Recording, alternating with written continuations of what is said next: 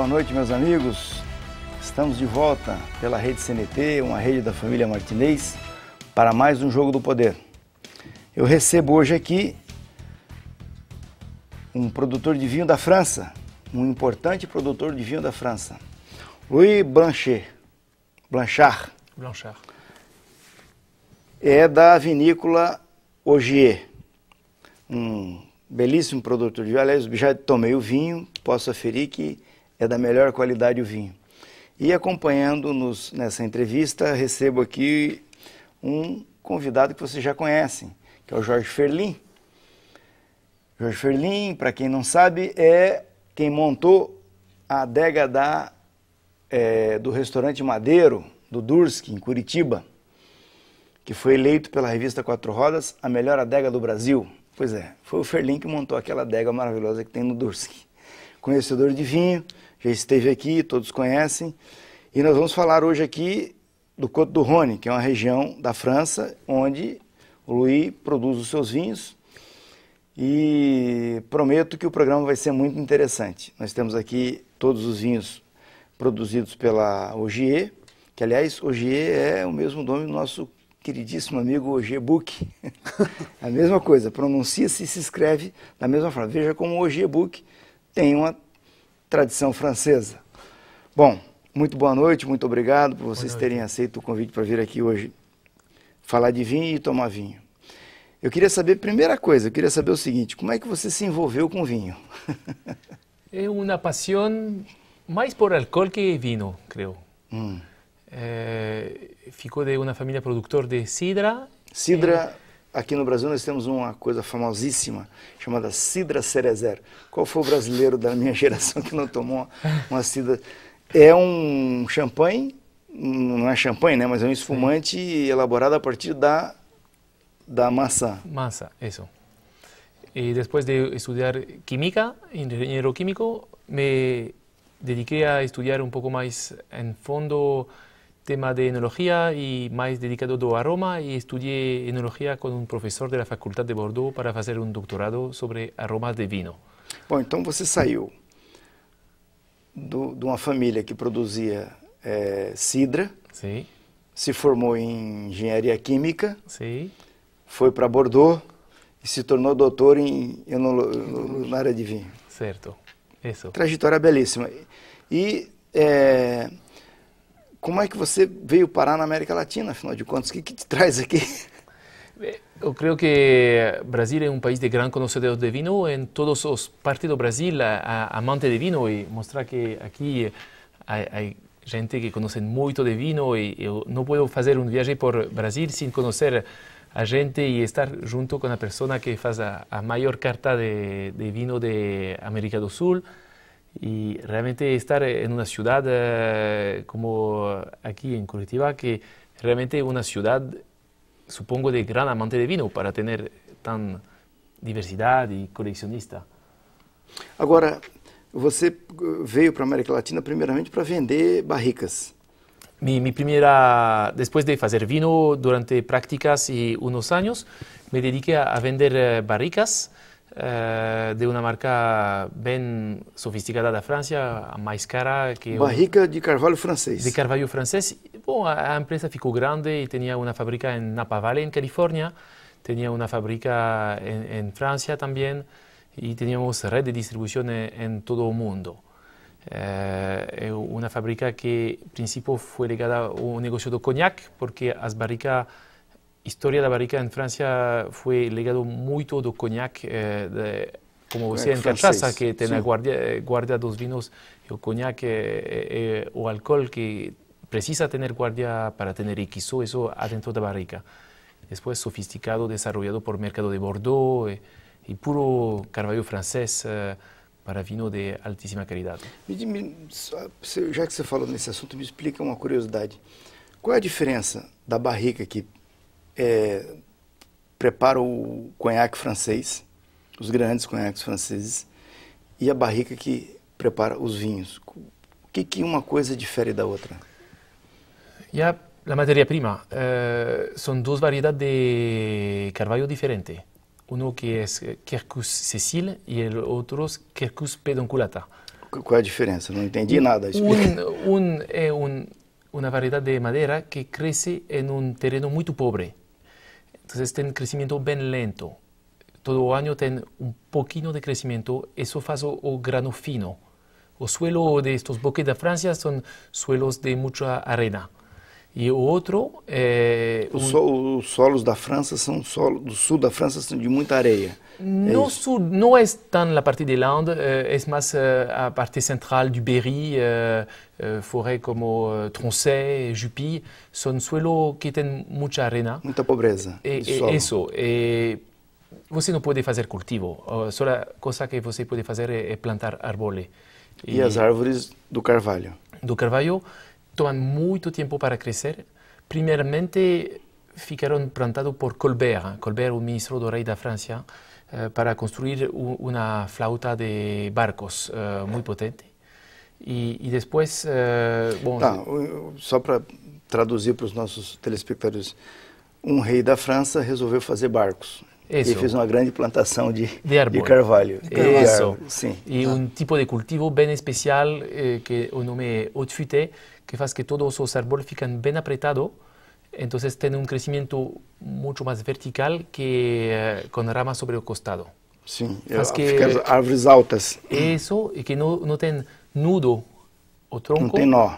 Isso, porque não tem rama por o costado. Sim. Agora, me diga uma coisa, como é que começaram a construir plantar essas árvores para construir barcos? Como é que alguém teve a ideia de usar isso para fazer vinho e conhaque?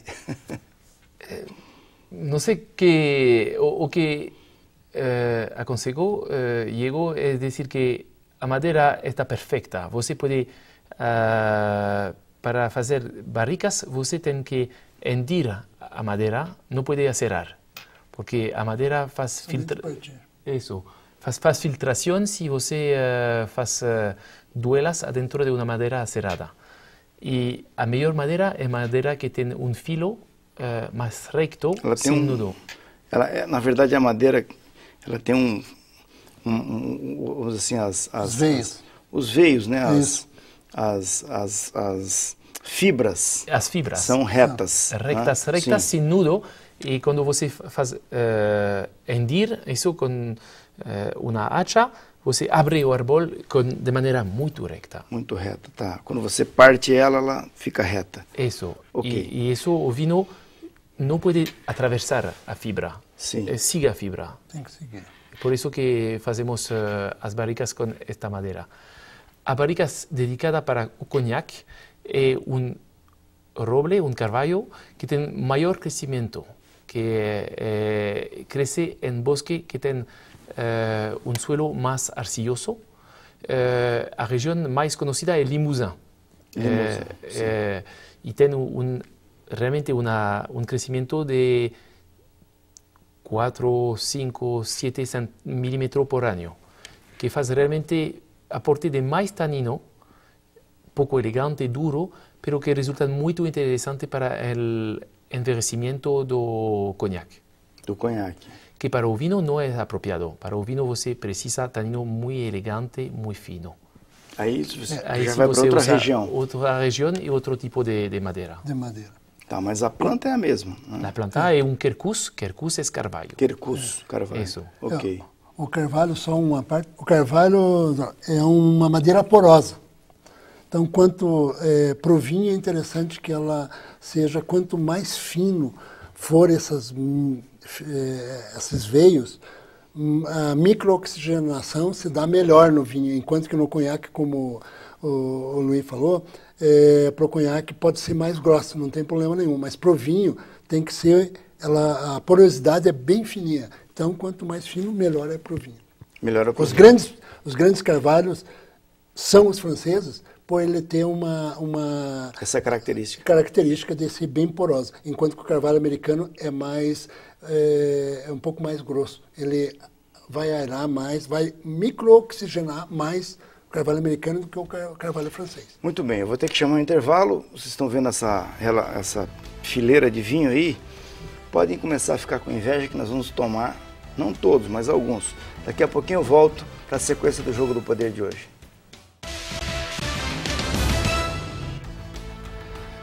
Voltamos da Rede CNT hoje para a sequência do Jogo do Poder, falando de vinho, fugindo um pouco da pauta política, porque ninguém aguenta. Luiz Blanchard, da Ogier, produtora de vinho. Bom, nós temos aqui uma sequência ali. Primeiro eu quero saber o seguinte, esses são os únicos vinhos que você produz? Você tem alguma outra produção de vinho na França, além desses vinhos, desse terroir?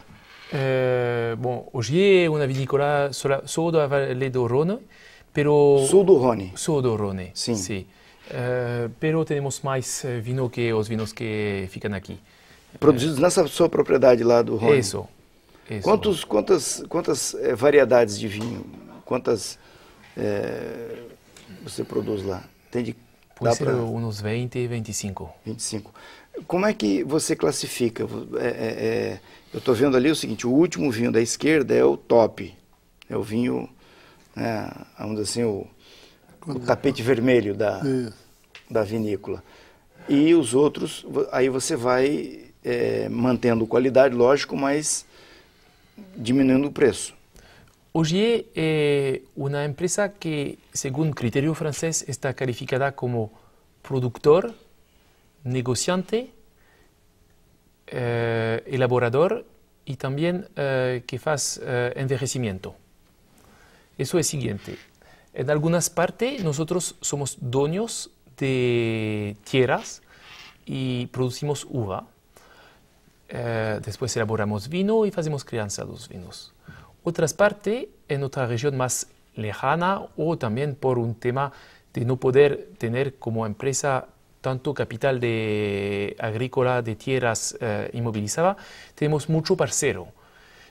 Una parcería como una empresa nuestra, tener un seguimiento con el productor desde entre 20 años, 15 años, a veces 2 generaciones, o pais tenía ya parcería con nosotros, y después o filho sigo con parcería nuestra.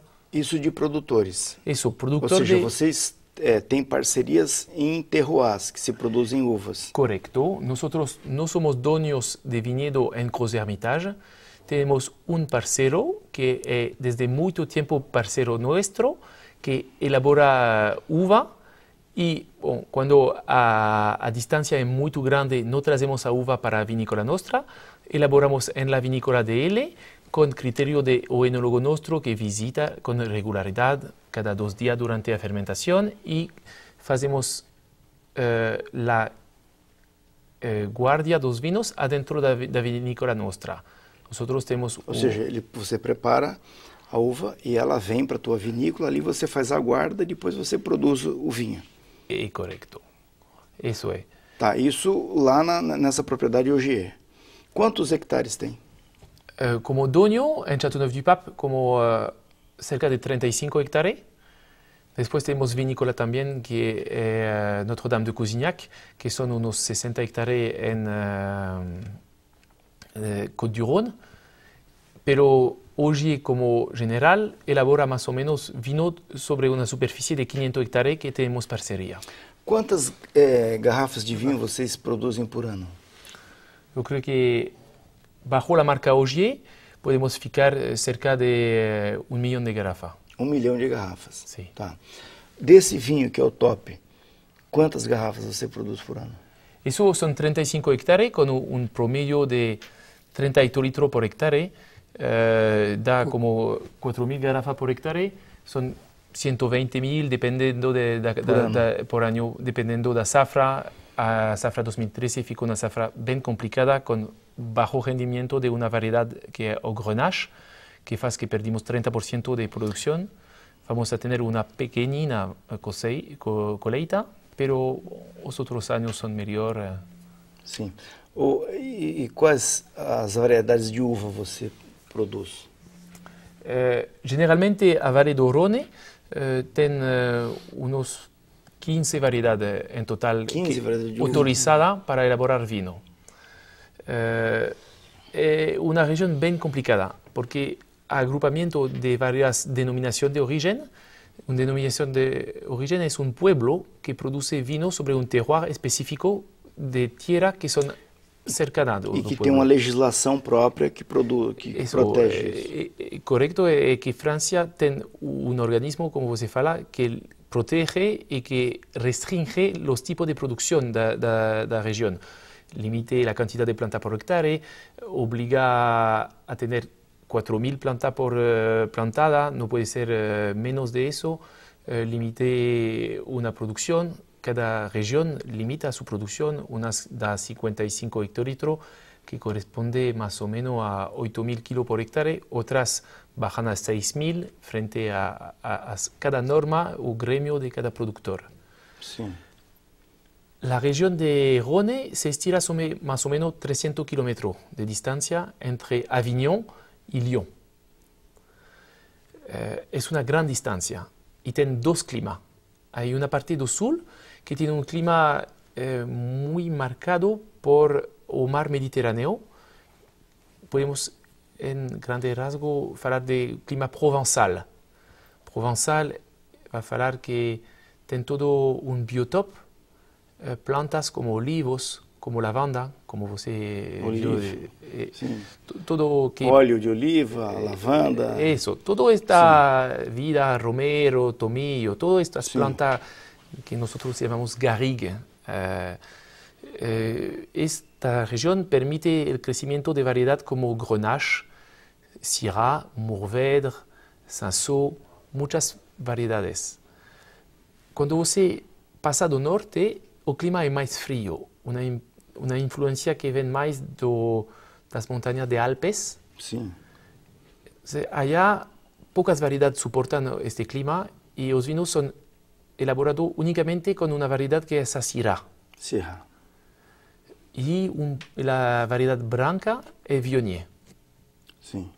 Cuando do sul, você tem Grenache Blanc como variedad blanca, Clairette, Marsanne, Roussanne, que ficam parte Bourboulinc, que ficam parte das variedades brancas usadas do sul. Qual é o preço médio desses vinhos que estão aqui? Ô Ferlin, vamos lá puxar a primeira garrafa, que é um branco, né? Esse aqui é o branco. Tá aqui. Esse vinho, qual é a uva dele? Isso é uma mistura de Grenache Blanc, Clairette, Roussanne. Também um pouco de Viognier. Tem muitas pequenas componentes que não são... Qual é o preço desse vinho lá? Se eu for num restaurante lá na França, eu vou pagar quantos euros nesse vinho? Creio que este vinho da França, no restaurante, seria 20, 25 euros. 20, 25 euros. É um belo vinho, né?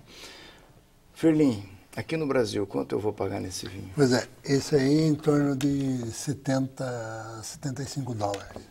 Dólares. Então nós estamos falando de 150 reais. Num restaurante seria isso aí. 150 num restaurante. Reais, num restaurante. Aqui no Paraná? Pois é. Esse é um grande problema, doutor Rocha, que no Paraná é mais ainda, porque nós temos esse bendito problema desse imposto que o nosso governador Beto Richa colocou. O Beto Richa não bebe vinho. Eu soube que ele não toma vinho, ele só toma água. Pois então, então acho que esse é o problema, porque ele baixou um decreto aí há exatamente um ano atrás, colocando um imposto de praticamente 42% acima desse valor. Então, aqui no Paraná, um vinho desse vai custar 200 e poucos reais. Onde em São Paulo se bebe por 150, aqui é 250. Será que o pessoal de São Paulo é mais inteligente? Pois é, consegue separar o que é de entender, cara. O que é um computador de uma garrafa de vinho? Pois é. Esse é o grande problema hoje que eu, como trabalho com isso, eu deixei de praticamente esse ano, desde de março que foi implantado esse decreto, esse imposto, caiu em torno de 70% a venda dos vinhos, dos bons vinhos no Paraná. E isso não me prejudicou diretamente, só a mim, como os micros e pequenos empresários estão sofrendo muito com isso. O Groff na CBN, durante a semana o Groff, aliás eu vou trazer ele aqui no programa, para falar desse assunto. Ele está mal-humorado. Os micros e pequenos empresários estão sofrendo demais. Alguns já estão fechando algumas lojas e outros diminuindo a quantidade de funcionários. Eu até, não sei se eu vou poder falar, mas tem uma grande empresa aí que tem 7 lojas, 8 lojas, já fechou 2 e já logo em seguida vai fechar mais, porque não consegue mais atender o mercado paranaense. O consumidor paranaense hoje prefere comprar diretamente a São Paulo do que comprar aqui. Ou ali em Barracão e passar. Exato. E o que veio favorecer a ST justamente foi o contrabando, tanto internacional como nacional mesmo. Porque você pode comprar em São Paulo, trazer para cá e vender no preço sem imposto. Quem está perdendo isso é o próprio governo. Se eles analisar bem, eles deixaram de arrecadar milhões esse ano, porque foi um choque muito grande esse imposto. Eu, segundo alguns comentários que vêm por aí, eu acredito que se ele continuar com essa política, dificilmente ele vai conseguir se eleger, porque existem candidatos que dizem que realmente a primeira coisa que vão fazer é realmente assinar, eliminando essa ST, que é totalmente uma coisa... O Requião e a Gleice não são, porque o Requião não bebe vinho e a Gleice também não. Será? Pois é. O problema só é que justamente quem perde isso é o consumidor, que não está conseguindo ter acesso a esses belos vinhos. Agora eu estou vendo ali o seguinte... eu não consigo vender no Paraná. Eu estou vendo ali o seguinte, uma coisa que me agrada muito ver, que nós aqui em Curitiba temos um litoral, né, bem próximo. Curitiba está muito próximo do litoral. Nós temos um belo litoral. E nós estou vendo ali um vinho rosé. Traz aqui, Ferlinha, a garrafa. O vinho rosé, eu diria o seguinte, que é a coisa mais bem feita na área de vinho para o litoral do Brasil, que o Brasil tem litoral do Rio Grande do Sul até o Amazonas. E no Amazonas você ainda consegue entrar pelos rios e navegar durante dias e dias e dias, com clima bom. Esse vinho é perfeito para esse tipo de ambiente, né? Certo que você tem um clima bem quente, bem agradável e é difícil de tomar vinho acorpado com uma alta temperatura. Eu creio que, de verdade, o vinho rosado pode ser um vinho mais informal, pero que acepta realmente ficar tomado a uma baixa temperatura e combinar com prato diferente que os pratos de vinho branco. Qual é o prato que harmoniza bem com esse vinho tinto aqui?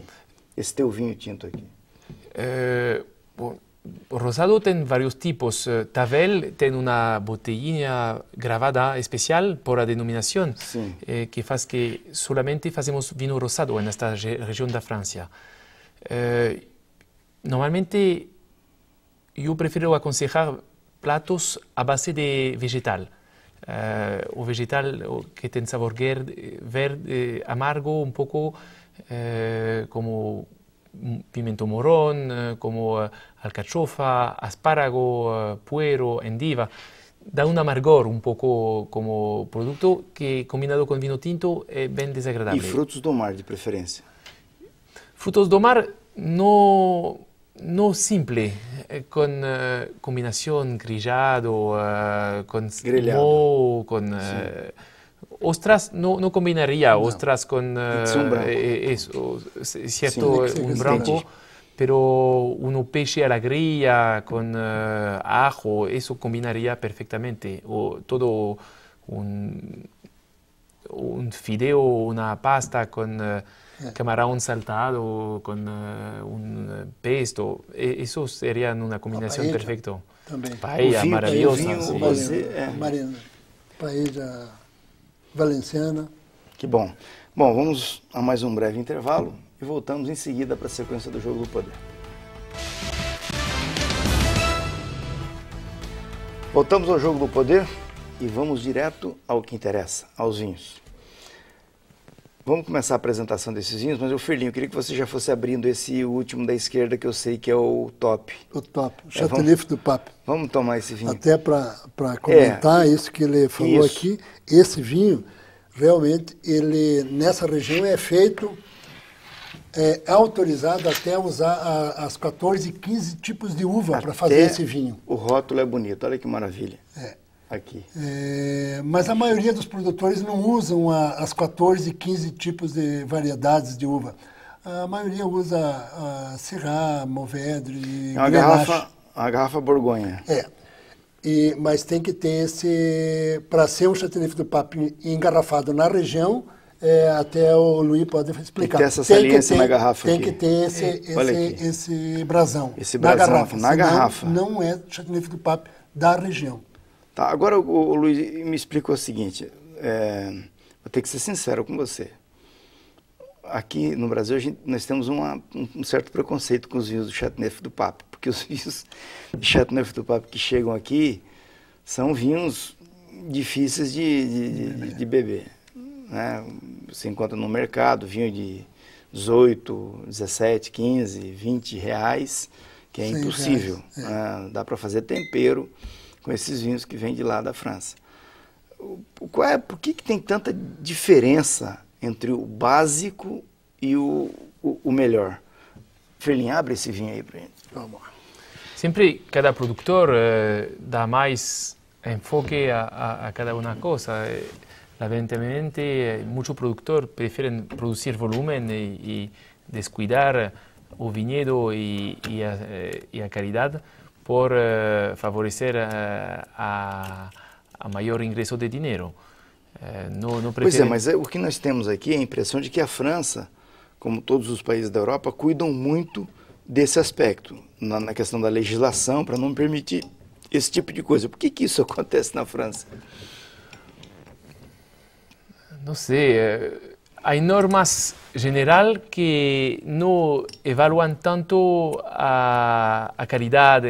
Bom, dos vinos, todos os vinos têm que ficar degustados por um grêmio de produtor, pero sempre França é um país onde tem que vender muito vinho, porque os vinos franceses são bem conhecidos, temos que exportar muito do mundo, e certo, há uma necessidade de produzir mais vinho e de poder expandir nosso império, nossa colonização mundial de vinho. É certo que eu lamento muito que a vezes isso daña a qualidade dos produtos e dá uma mala impressão ou mala experiência para alguns consumidores, como pode haver passado em alguns consumidores brasileiros, de tomar um vinho francês que foi mal feito, que foi feito com pouco cuidado, e pensando que o consumidor ia não conhecer nada de vinho, que não é o caso. Sim. Lógico. Vamos lá. Ferlin, põe o vinho na quarta taça, que nós estamos com um cameraman só aqui hoje. E como só tem um, o cameraman vai tomar o vinho também. Vai tomar o vinho também? Que ótimo. Bom. Vai tomar um belo vinho. Então, na verdade, hoje, um bom vinho do Châteauneuf du Pape, você não toma no mercado, num restaurante, por menos de R$150 a garrafa. Isso aqui no Brasil não tem como. Não. Na França, é mais ou menos isso também? Não toma menos do restaurante do Brasil. 350. No Brasil, uns 300. Sim. Esse aqui vai para uns 350, 400. Da França, eu falaria de pode ser 50 euros. 50 euros. Mais ou menos. Bater em R$300. França também é um país que a distribuição em restaurante assume também um gap bem grande de recargar os vinhos. Agora, você me falou uma coisa que eu fiquei assim, me questionando. Você me disse o seguinte, que esse vinho dá para tomar com chocolate. Sim, maravilhoso. É mesmo? A famosa experiência, o Grenache, que é uma variedade levemente afrutada, que tem um nível de álcool bastante alto, não tem muito tanino, que pode ficar mais amargo por o amargor do chocolate negro, combina realmente bem com o mousse de chocolate, o fondant de chocolate, é realmente, para mim, uma das variedades que se valoriza o produto. Sempre o maridaje é importante. Mas, pois é, nos explique o seguinte, esse vinho aqui que é o Châteauneuf du Pape, lá da tua região, você harmoniza ele com chocolate. Eu sempre soube não, eu pratiquei muito isso. E bebe bem, inclusive ele com bebe bem. Queijo. Tem certos queijos que você, com vinho francês, é uma coisa absurdamente deliciosa, que fica parecendo um creme, né, na boca. Por que acontece essa variação, essas possibilidades todas dentro do território francês? Eu creio que há preconceito, como você falou, e, por suerte, sommelier, jovem, trabalharam sobre novos maridajes, fazendo estudo, e realmente aportaram mais interesse em combinação de queijo. Eu creio que o queijo tem melhor maridaje com vinho branco. Com vinho branco? Vinho branco. A vinícola Isso Nostra faz também... Para mim é surpreendente, mole, que eu tomo vinho com vinho tinto, queijo com vinho tinto. As massas duras pode ser. Massas duras pode ser, pero vinho de sobremesa, vinho como brie. Porto... Branco. Brie. Um queijo brie. O que você sugere? Você faria uma harmonização com vinho branco? Certo, creo que un champagne milésime, un viejo champagne, sí, combinaría perfeito. Puede ser un vino más suave o Chablis, combina perfeito con vino más acorpado, con una textura más grasosa, con más crema. Mais crema. Com queijo. O queso azul. Combina perfeito con Sauternes, con Oporto, con Banyuls, con vino dulce. Con dulce. Os ingleses têm costume de tomar Oporto com Stilton. Que são de veias azuis, queijos de veias azuis. É? Agora, esse aqui eu acho que, como ele comentou, seria mais no estilo nosso aqui no Brasil, os parmesões. Massa dura. Queijo de massa dura. Mas dá para colocar um chocolate, como ele está falando, que eu não vi. Ele disse que dá um chocolate aí, um chocolate amargo. Ele tem estrutura para aguentar isso.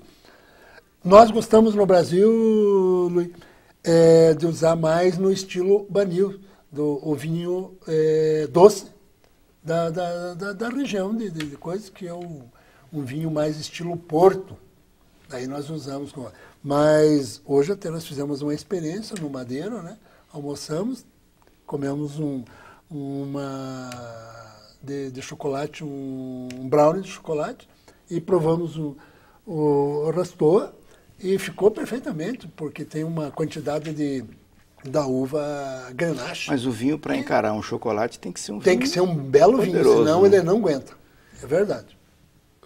Tem que ser um estilo bem diferente, como este estilo que são vinhos com base Grenache. Grenache é uma variedade que tem pouco tanino. São vinhos de mais álcool, mais recto, que não tem tanto impacto sobre a dureza. São vinhos mais elegantes que com queijo, com chocolate. Para mim é maridaje perfeito. Vou a ficar mais duro com bacalhau. Bacalhau com este vinho. Bacalhau com esse aqui. Maravilhoso. Com esse Châteauneuf du Pape. Um bacalhau grillado à la portuguesa com muito azeite de oliva. Bastante azeite de oliva, isso aí. Maravilhoso. Pode combinar é mesmo? Perfeitamente. Agora, dois ideias, um pouco jovem. Esse é um vinho diferente, né? Porque bacalhau, chocolate... É uma harmonização um pouco... Fora exótica do que nós estamos habituados. Para o nosso paladar, mas é uma harmonização interessante. Creio que tem que fazer experiência, tem que provar maridaje diferente. Um maridaje é solamente dois produtos que juntos vão ficar mais interessantes que separados. Entendi. E, bom, mais comum, com carne de cordeiro. Fica maravilhoso. Isso, cordeiro. Isso aqui, uns javali grelhado. Javali criado. Sempre grelhado, né? Sim. Ok.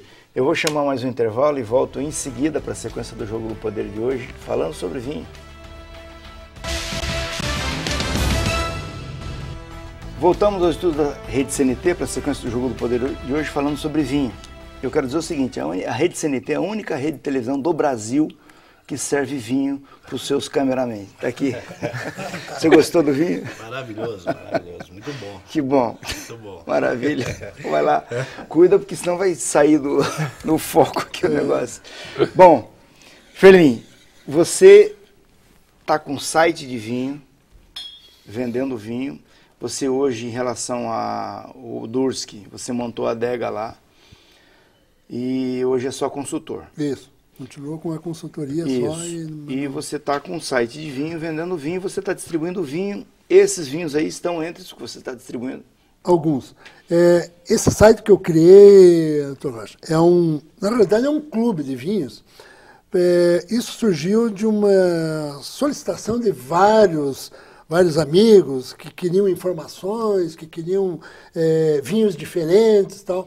E acabei criando esse clube de vinhos, que se chama Clube Vinho Magnífico, em Curitiba. Só para atender o consumidor de Curitiba, os apreciadores de vinho de Curitiba. É natural que todo mês eu tenho uma, vamos dizer, assessoria de vários outros, de produtores, de vários chefes de cozinha, vários outros conhecedores, como até você, que indicam algum vinho para colocar nesse clube. É um clube que tem 3 planos, a pessoa pode se associar, ficar membro desse clube e adquirir um dos 3 planos, e tem vários preços, né? Então, dependendo do preço, ele vai receber um vinho desse. Uma vez por mês eu coloco um vinho desse sempre no clube.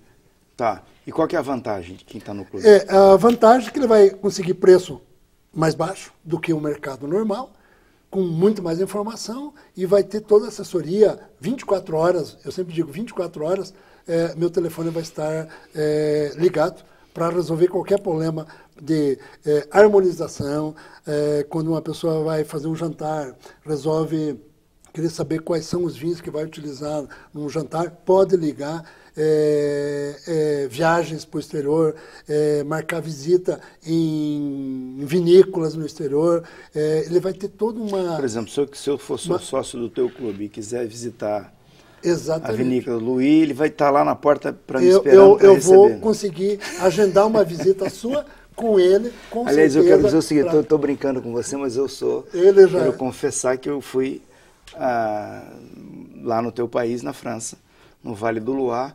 O Ferlin me agendou uma visita no Didier Daguenot, lá no Vale do Loire. Eu estive lá e estava lá a filha do Didier, porque o Didier já tinha morrido, não podia me receber mais, nem eu queria vê-lo. Mas a filha dele estava lá para me receber e me recebeu muito bem, fizemos uma bela degustação. Só eu, a Adriana e a filha do Didier Daguenot, lá no Vale do Loire. Exclusivíssima visita, então o Ferlin tem realmente essa capacidade, tem esse relacionamento. Então, se a pessoa ligar para você e disser, olha, estou indo para o Chile, o que você me sugere? Exatamente. É isso. O clube tem essas vantagens. E tem mais dezenas de vantagens, que é só entrar no site lá, www.vinomagnifico.com.br, ele vai ver que tem dezenas de vantagens de ser membro desse clube. E com vinhos sempre exclusivos. Não é vinho do dia a dia, é vinho que está no mercado. São vinhos sempre diferentes, como isso aqui vai entrar. Porque então, esses vinhos são vinhos raros, não está vindo para Curitiba quase. Sim, é verdade. Eu estou tomando aqui, esse aqui principalmente. Esse vinho tem um outro que... Esse vinho vai custar o que aqui? Esse ele vai ficar em torno de R$390, mais ou menos. Eu estou tomando esse vinho aqui, por esse preço... com certeza. Eu sei que você toma grandes vinhos. Não exagera. Belos vinhos, você é um dos que toma muito bem aqui no Paraná. Posso falar isso porque eu conheço e praticamente todos os grandes degustadores de vinho no Paraná, e você é um dos que sabe beber o que é bom, do que tem de bom no mundo do vinho. E o próximo vinho, qual é aquele vinho ali? Daí seria um segundo vinho, que é o São José. Daqui. Deixa eu posicionar ele aqui na câmera. Vamos ver se eu consigo. Espetacular, e que até o Louis Blanchet pode falar um pouquinho, se ele quiser. Aí, aqui. Essa uva. Aí. Quanto é esse vinho aqui? Esse está 95 dólares. $95, 160, 150, 170 reais. 170, 180. Qual é a uva desse vinho? Syrah. Syrah. 100%. Não, deve ser uma delícia, Syrah. Esse já tem uns anos, já está com uma evolução aromática, hasta buquê que faz realmente mais complexidade do vinho. Isso vem da parte do norte de Rhône, clima bem diferente. E esse outro vinho aqui é o seguinte, Crozes d'Hermitage. Crozes d'Hermitage. Eu vou dizer para você o seguinte, eu bebo vinho, mas na França eu sou meio asa quebrada. Não. Hermitage, todo vinho, tem um monte de vinho francês com Hermitage no rótulo. A gente fica achando que é tudo bom, mas não é, né? Não. Hermitage é uma sola colina, loma, que tem vinho muito exclusivo. Muito pouca produção, uma superfície de plantação muito pequenina. É muito difícil de encontrar Hermitage. É verdadeiro. Hermitage é como... Não, verdadeiro Hermitage é como Petrus. Falamos que La Chapelle é um vinho de 100 puntos Parker. Crozes d'Hermitage é a região que de todo el pie de monte de esta loma, que es una degradación del mismo terroir, que faz vino de una calidad maravillosa, pero con un precio más accesible para el consumidor. Qual que é o próximo? O próximo. Rasteau. Rasteau. Rasteau. Rasteau. É uma Qual que é a uva? denominação recente. Rasteau, já passamos em uma parte sul do Vale do Rhône. O clima permite crescimento de Grenache. É uma variedade com 70% de Grenache, com uns 20% de Syrah e com os 10% que quedam de Syrah e Mourvèdre. De Grenache, de Mourvèdre e Cinsault. Cinsault. Tá. Desculpa. Côte du Rhône. Côte du Rhône. Ok. Esse aqui. Uva. Esse é como Rasteau em proporção um pouco mais diferente, um pouco menos de Grenache, uns 50, 60% de Grenache, mais de Syrah, mais de Mourvèdre. É realmente vinho que produzimos com muito parceiro do Vale do Rhône, para ter uma expressão muito mais homogênea, que faz realmente vinho, pode ser de consumo diário ou ocasional, pero de excelente custo-benefício. Qual é o preço desse vinho aqui? Esse Côte du Rhône, ele vai girar preço final para consumidor em torno de R$70. R$70, é um belo preço. É um vinho para o dia a dia fantástico. Eu acho que isso aí realmente é o carro-chefe da vinícola. Esse Côte du Rhône. E quantas garrafas a produção? Essa é a maior produção nossa. Deste vinho produzimos, como pode ser, 400.000, 500.000 garrafas. 400.000 garrafas. Sim. É uma grande produção. Sim. Ele vai para a América do Sul, para a América do Norte? Toda parte. França é um vinho grande conhecido para o mercado francês. Este vinho, diria, não é um dia a dia para qualquer pessoa, é um dia a dia para um conhecedor de vinho. Sim. Uma pessoa que quer tomar vinho todos os dias, mas não aceita tomar vinho malo, que realmente quer somente vinho de boa qualidade. Muito bem. Vamos fazer um brinde aqui. Eu receber o Luiz. Espero que você volte com mais frequência para o Brasil, conheça melhor o Brasil, que é um mercado que está se apresentando como consumidor de vinhos bons, né? E continue produzindo essas coisas maravilhosas que você está produzindo. Obrigado. Uma boa noite. Ferlin, obrigado por você ter vindo de novo aqui. Obrigado a você. Vamos lá. E você que nos acompanhou até agora, não vai poder tomar o vinho, mas deixa que eu tomo. Um grande abraço, uma grande semana e no próximo domingo estaremos de volta aqui para mais um Jogo do Poder.